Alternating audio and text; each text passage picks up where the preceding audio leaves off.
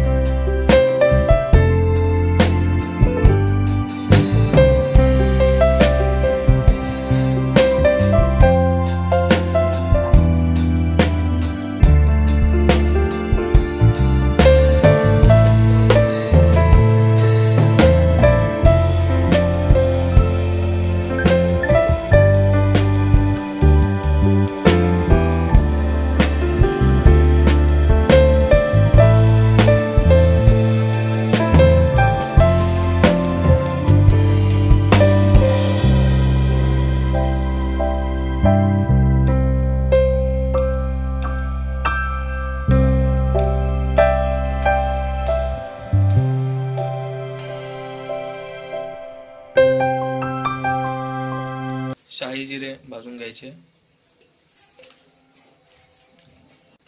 लाल फूल टाकलेले आहे, जायफळ टाकले. पांढरे तीळ बिना तेलात परतून घ्यायचे असतात.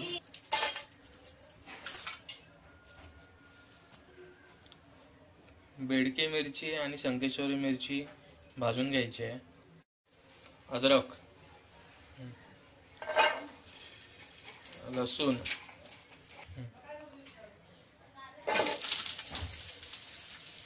कांदा भाजून घ्यायचा आणि थोडं तांबूस होईपर्यंत परतून घेतलेला मसाला आपल्याला मिक्सरला वाटायचा आहे.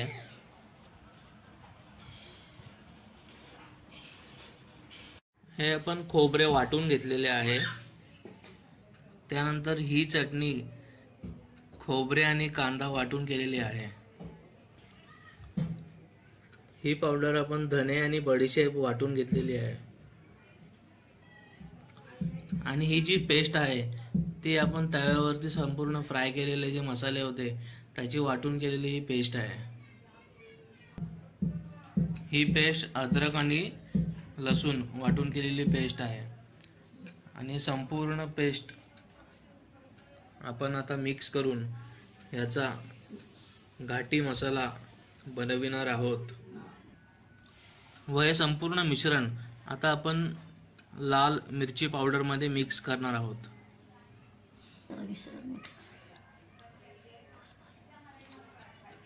आणि अशा प्रकारे आपल्याला लाल मिरची पावडर मध्ये हे मसाले मिक्स करायचे आहेत, जेणेकरून त्यांना घाटी मसाल्याची वेगळीच चव येईल. व हे मिक्स केलेले जे वाटण आहे ते एकदा मिक्सरला फिरवून घ्यायचे, जेणेकरून चांगले ते मिश्रित होईल.